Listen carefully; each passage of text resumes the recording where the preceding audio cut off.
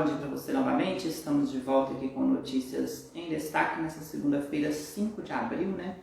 Vamos retomar aqui com as informações para você, as notícias que são destaque nesta segunda-feira, que foram notícias ao longo do fim de semana também, né? Nós falamos agora sobre um destaque internacional, que foi o ataque ao Capitólio, né, que é aquela espécie de congresso norte-americano. Isso aconteceu na tarde da última sexta-feira. Esse ataque foi orquestrado por um jovem de 25 anos de idade. O local foi isolado, mas descartou-se que esse ataque tenha vínculo com alguma organização terrorista e que tenha partido desse próprio jovem, que, segundo investigações, né, teria transtornos mentais.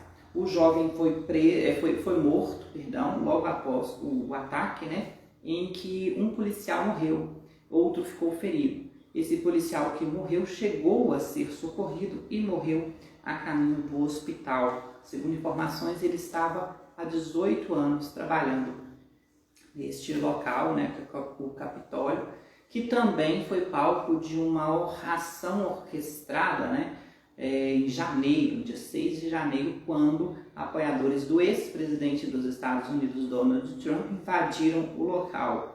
Neste fato, 5 pessoas morreram.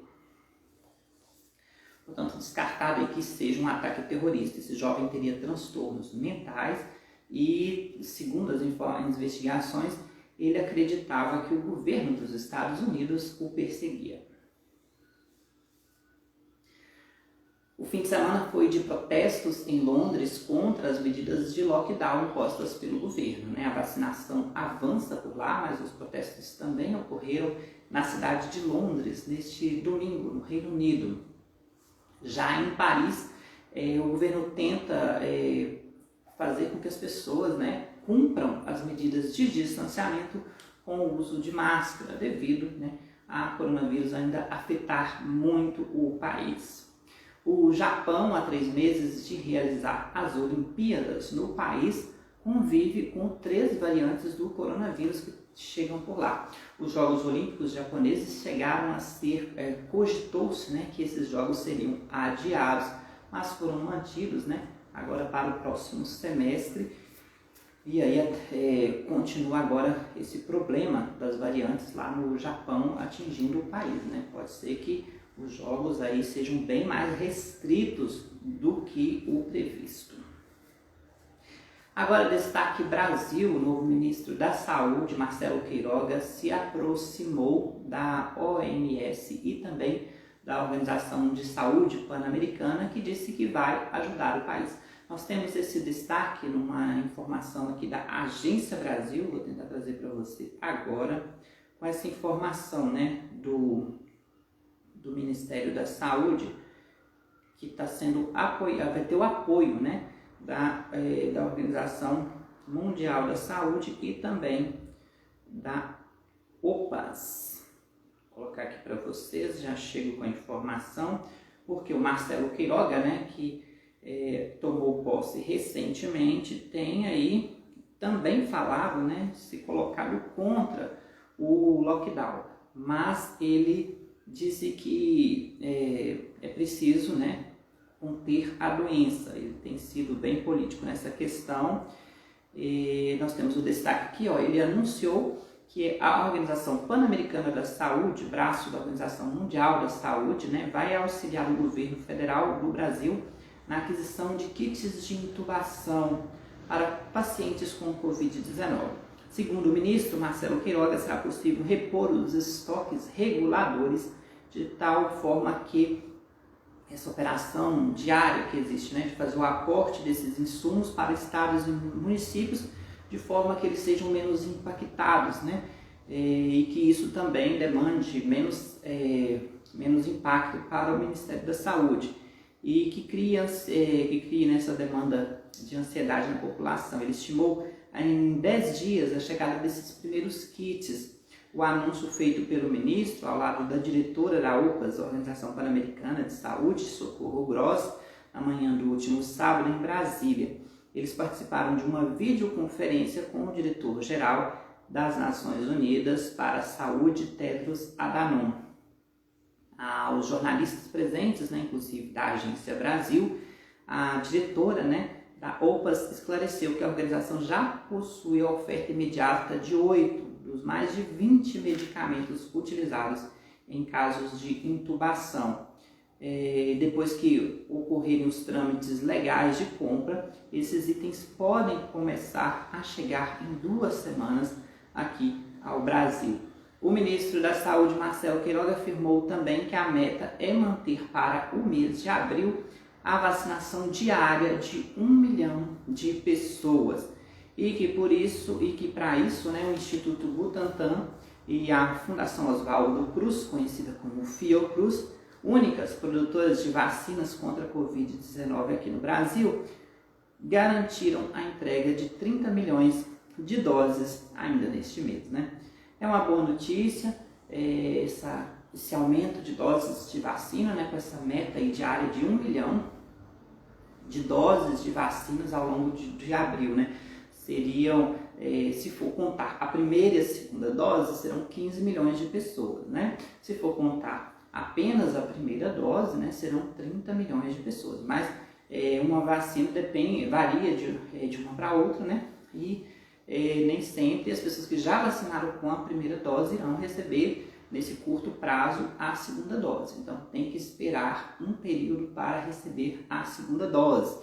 Por isso é importante que você que já foi vacinado na primeira dose mantenha as medidas preventivas, até você receber a segunda dose, porque é um período de exposição. Lembrando que essas vacinas também com vírus inativos, elas não impedem que você pegue coronavírus. Elas apenas fazem com que você tenha sintomas mais brandos. Em casos graves, elas podem evitar que você chegue a complicações maiores. Portanto, é bom se prevenir, continuar se prevenindo, porque as pessoas precisam ter esse cuidado, porque as informações sobre a vacina nem sempre são tão divulgadas assim. Você acha que de repente tomou a primeira dose, já pode tirar a máscara, e não é bem por aí. Tem que ter esses cuidados e manter muito mais cuidados até que mais pessoas também sejam imunizadas, porque a pessoa também pode pegar e depois transmitir, mesmo que esteja imunizada. Uma decisão polêmica do Supremo Tribunal Federal foi a liberação de cultos nesse feriado de Páscoa. A medida fez com que diversos cultos e celebrações religiosas, a medida fez com que diversas igrejas e instituições religiosas liberassem os cultos ao longo deste fim de semana. Mas agora o STF tenta reverter essa decisão que foi tomada pelo próprio plenário do STF. Inclusive teve uma polêmica em Belo Horizonte que o prefeito da cidade, o Calil, colocou-se contra a liberação desses cultos e celebrações e foi intimado pelo ministro do STF sobre este caso.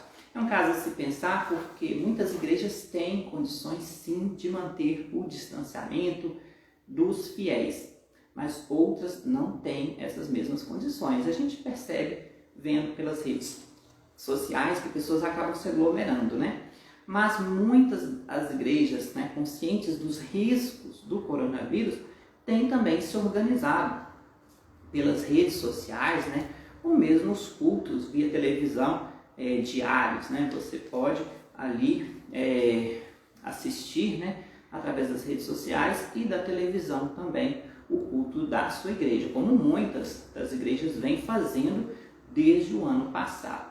A Páscoa é um período especial. Aqui em Minas, muitas das igrejas, mesmo com a liberação, optaram por manter as celebrações virtuais, de forma com que você possa acompanhar aí da sua casa as celebrações, até que o pior desta pandemia passe. Agora a gente está quase encerrando, mas antes a gente vai para um destaque do jornal O Tempo sobre um caso que está chamando a atenção da opinião pública em Belo Horizonte.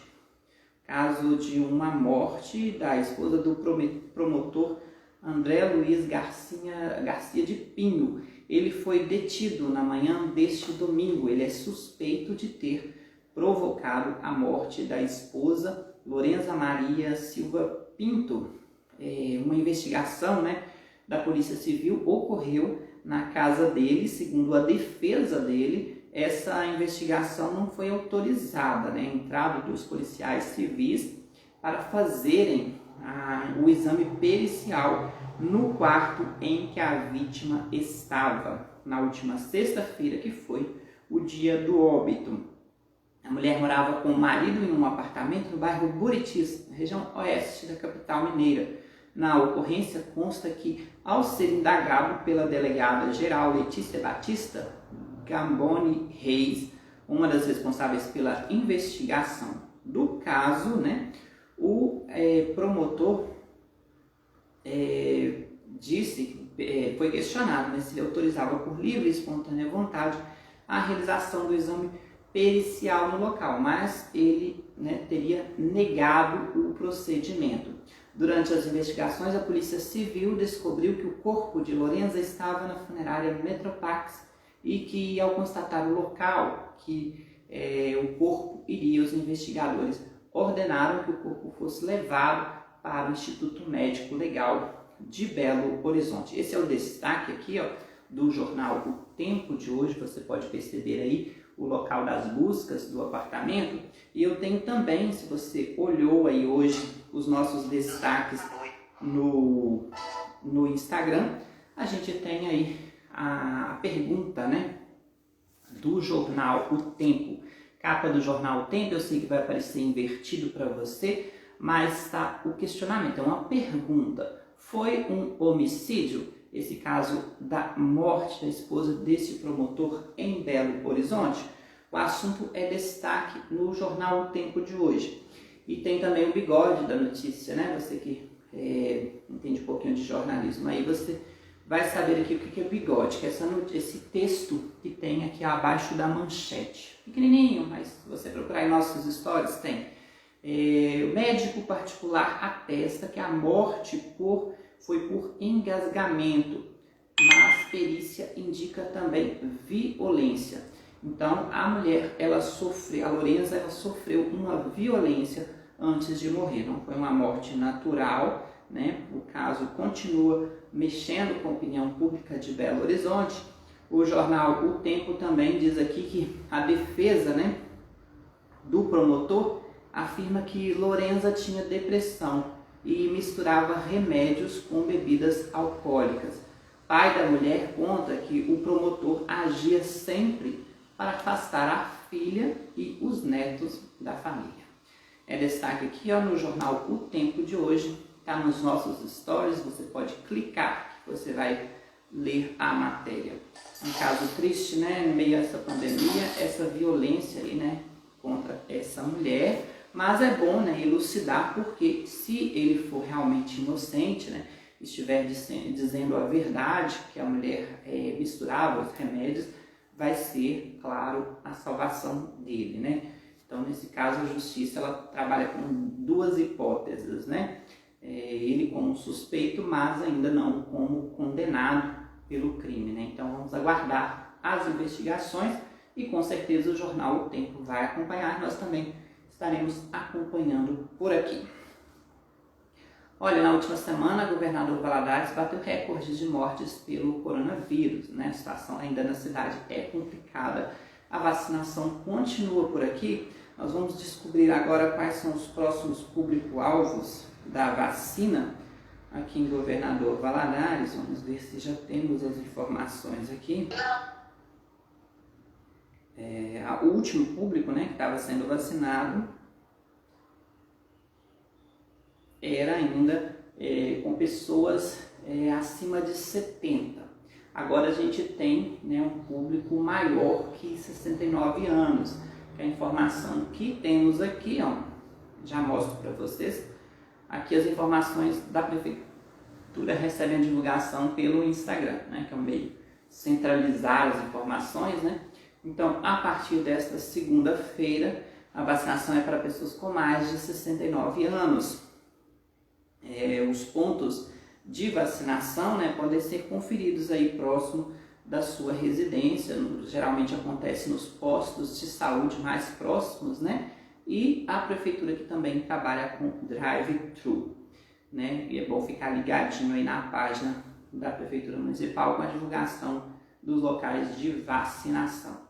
Para terminar, gente, a edição de hoje do Notícias em Destaque, porque é muito assunto, né? A gente não vai entrar em todos eles, né? Temos um destaque do portal Plox, deixa eu ver se eu localizo aqui para você também. Plox Brasil.